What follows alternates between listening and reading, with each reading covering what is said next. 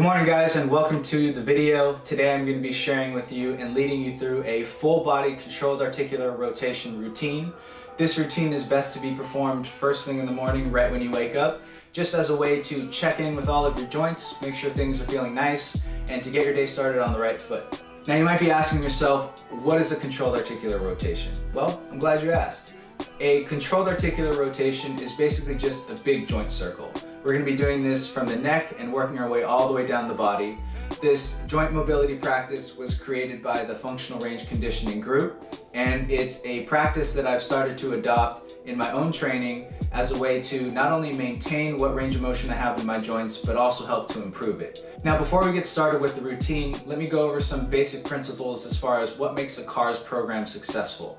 So first and foremost, we want to make sure that we are isolating movement to only occur at the joint that we're training.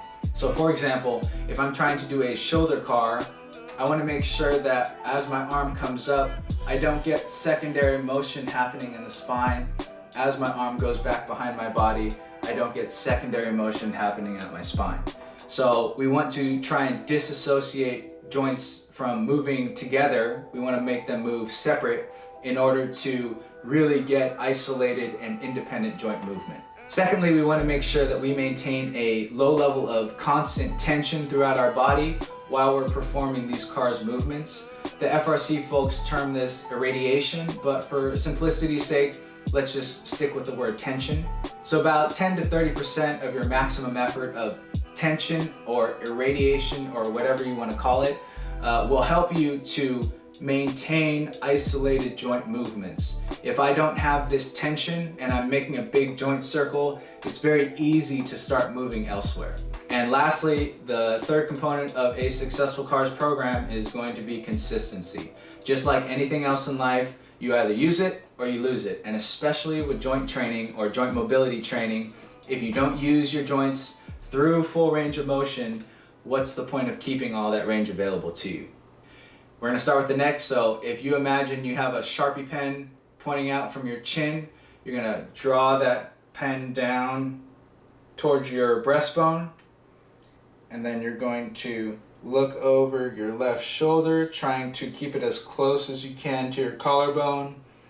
Allow that ear to dip towards the left shoulder blade. So you're going to side bend in this position, and then you're going to allow your chin to start to rotate up towards the ceiling. Again, making sure here not to extend your spine, just keep your chest pointed straight. Look up towards the ceiling, chin to the right. Pour water out of your right ear, so right ear towards back pockets. Bring that chin, look over your right shoulder, trace your collarbone down, and you're going to finish where you started. From there, you're just going to go the opposite direction. Chin to chest, trace the collarbone, look over the right shoulder, dump water out of the right ear, chin up towards the ceiling. Again, don't extend your spine, keeping that tension. Chin across to the left shoulder, dump water out of your left ear, trace the collarbone back.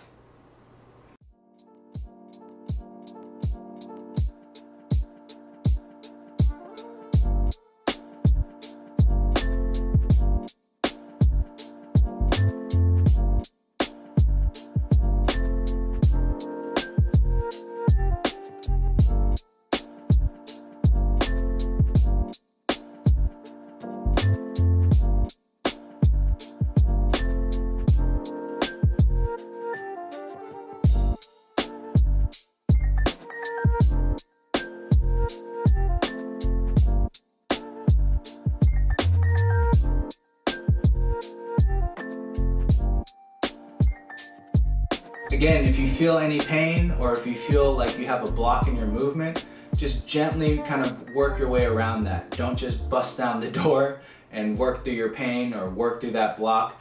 Remember, consistency is key, and that ability to move through that kind of corner of that rotation will come with time. Next, we're going to be moving on to our thoracic spine, so our upper and mid back. Cross your arms over your chest as if you're going down a water slide. Again, maintain that 10 to 30 degrees of tension. We're gonna scoot forward a little bit in the chair. We're gonna start by slowly and segmentally flexing our spine forward. So we're gonna bring our chest bone down to our belly button. From there, we're going to dip our left shoulder down to our left hip and slowly start to rotate backwards, bringing our left shoulder blade down to our left back pocket. Then our chest bone lifts up towards the ceiling, right shoulder blade to right back pocket, left shoulder to left hip, breastbone down to belly button, and that's 1 repetition. Same thing going to the right, breastbone down, flex the upper back, right shoulder to right hip, right shoulder blade to right back pocket, chest bone up in the air, left shoulder blade to left back pocket, left shoulder to left hip, and breastbone to belly button.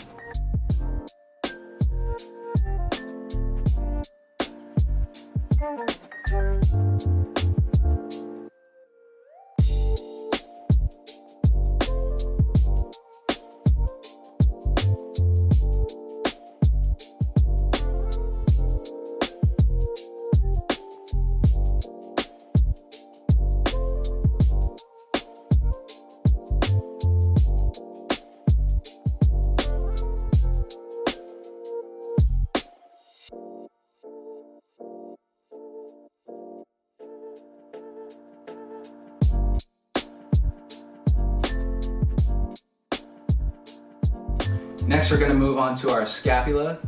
So what you're going to do is, if this is straight ahead, you're going to go kind of in a wide direction. You're going to, again, only isolate movement to your scapula. This might be new to some of you guys, but with practice, again, things will get better. You'll have more control. It'll feel less awkward. You're going to raise your shoulder blade up towards your ear. So you're going to shrug upwards. You're going to try and think, while keeping this elbow nice and extended, you're reaching out towards your body, making sure that your spine doesn't follow with it. So shoulder blade up to the ear. Reach out and protract the shoulder blade away from the rib cage. You're going to drop it down, shoulder blade kind of tucked downwards towards your back pocket. Shoulder blade moves towards your spine and then up again. So hike or shrug, reach without allowing your body to follow with it. Drop the shoulder blade, depress it down towards the back of your back right pocket. Bring it in closer to your spine and reverse. So down, out, shrug, squeeze in towards your spine, drop down, protract, elevate, adduct.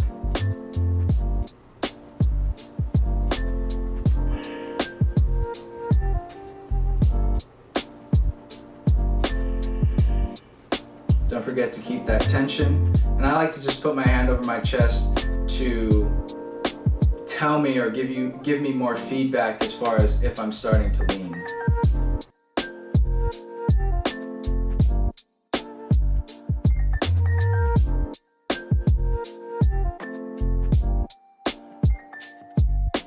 So showing from the side for the scapula, again, arm in the Y position, shrug, protract, depress,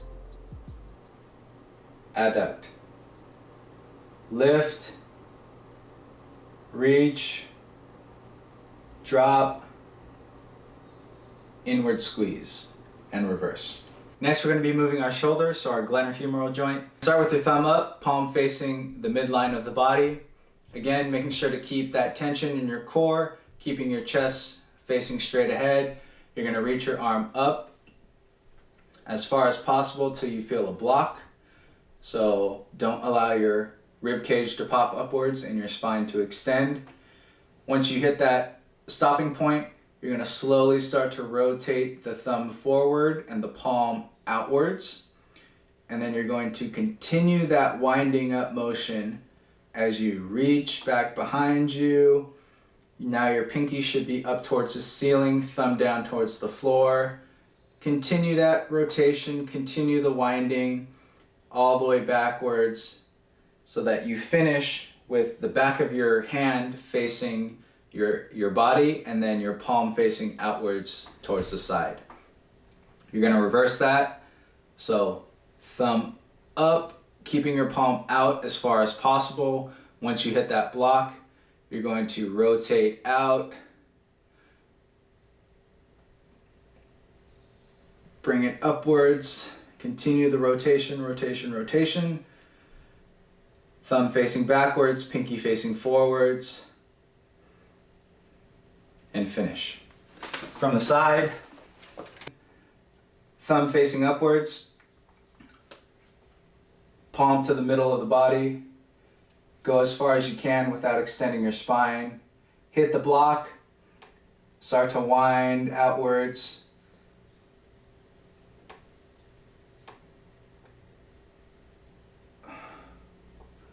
Keep winding, keep winding, keep winding. Thumb now facing upwards, pinky down.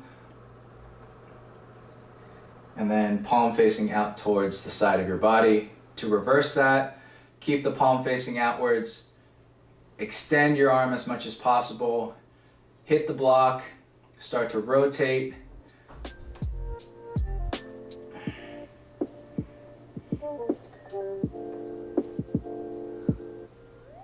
All the way up and forward.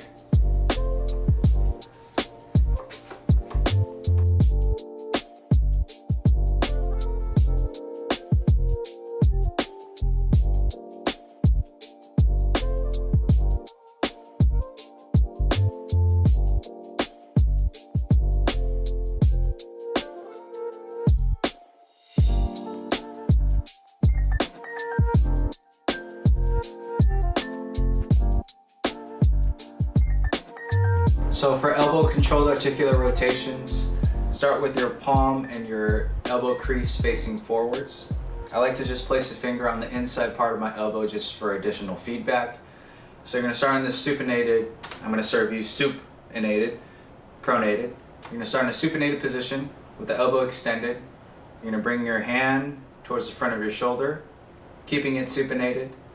You're going to start to rotate it inward or pronate it, and then extend it down to the starting position. Rotate back to supination, flex, pronate, and extend. To reverse it, you can start in pronation, flex, supinate, extend.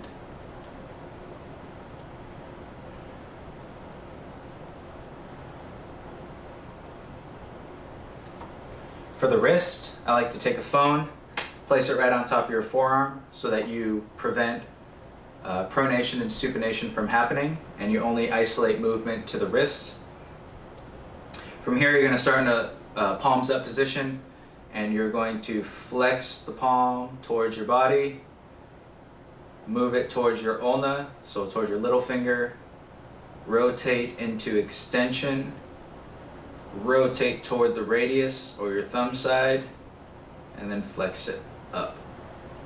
To reverse, rotate to the radius, extend the wrist, rotate to the ulna, and back.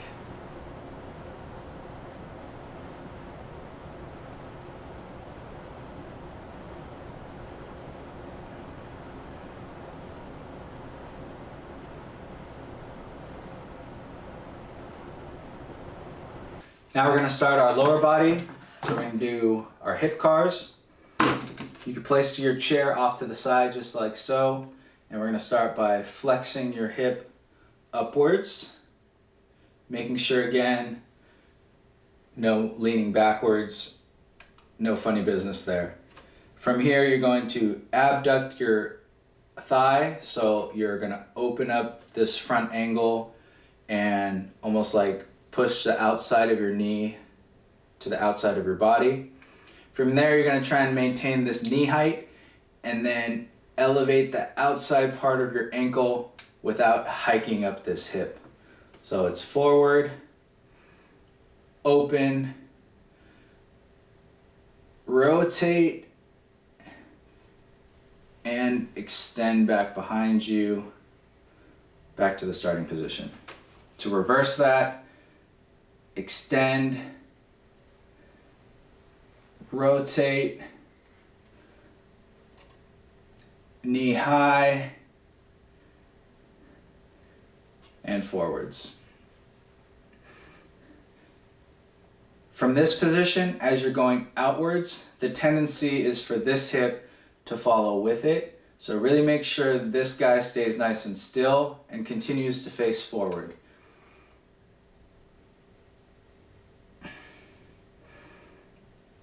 Outside ankle up, rotate, extend, down, extend the leg back.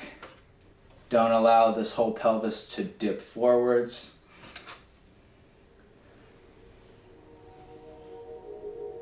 Lift, rotate, and back.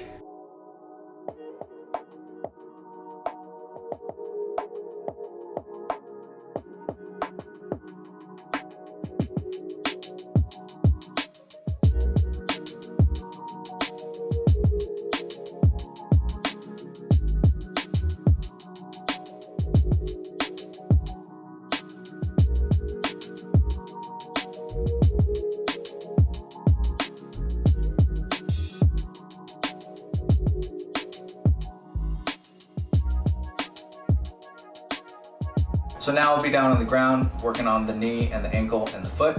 So I like to hold my leg like this, but some people will hold like this. But basically what we're going to be doing is, let's just start by getting a feel for what rotation at the tibia feels like. So if you look at the kind of crest of my tibia right here, or you can kind of feel it as you palpate the way down, this bony landmark line right here, we want to see that it rotates inwards towards our midline and outwards towards the outside of our body without seeing hip motion occurring. So no adduction internal rotation, no abduction external rotation. So again, hold the thigh, rotate that line towards the inside, rotate that line as far outward as we can. So if we add flexion and extension with that rotation, it'll look something like this. So we'll start in a flex position, rotate inward, slide the foot out, don't fully lock out the knee, rotate outwards, and bring it back up to the starting position. In, slide out, rotate out, out, out, out, out, out, out, out, into the beginning. To reverse, extend, keep the foot out, rotate in, and flex. Once more.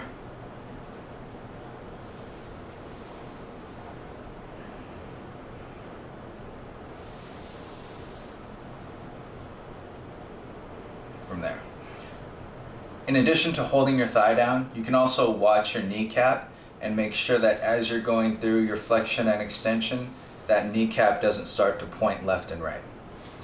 As far as the patella goes, obviously you can't actively control movement at the patella, but what you want to do is just start to encourage that patella to move in all directions. So we can just take our thumbs and start to trace around and push it in the opposite direction.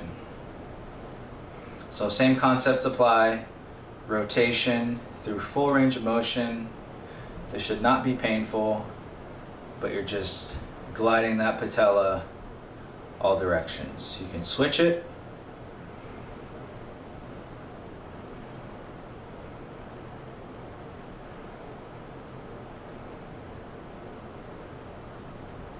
Or instead of using your thumbs, you can use your fingers.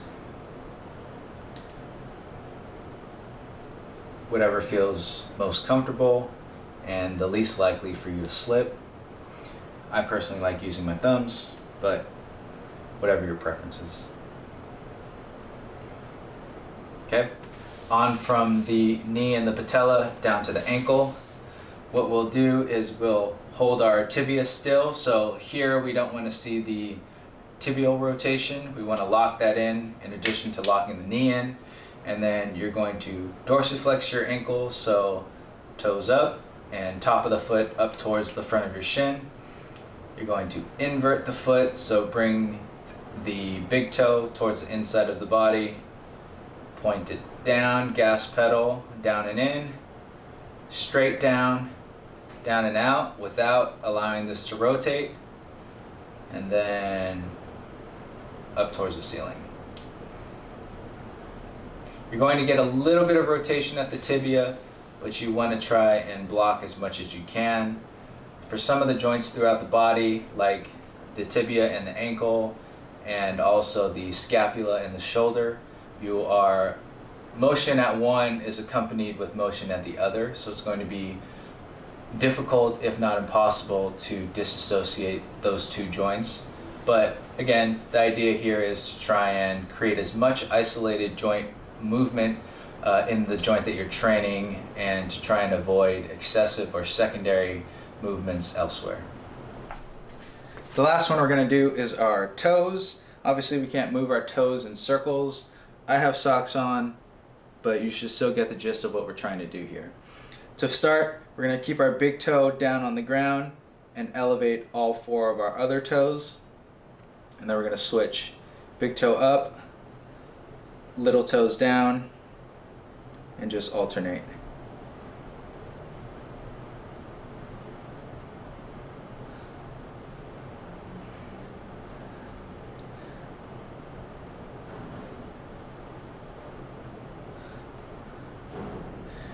The reverse of that, we're going to start with our toes up. We're going to bring our big toe down, touch, and up. Then little toes, touch, and up. Big toes, touch, up. Little toes, touch, and up. So there you have it. That's the full CARS routine. Again, perform it first thing in the morning. Should take no longer than 15-20 minutes to knock it out. And again, this is a consistent practice. We're going to be trying to isolate individual joints, working them one at a time. And as you get better at the practice, you'll get better at the movement. As you get better at the movement, you should see this carry over to increase mobility in your other activities. You can see it carry over in terms of feeling more confident at accessing ranges of motion that you hadn't been able to previously, and you should just feel better overall. If you have any questions, reach out. Otherwise, I will see you on the next video.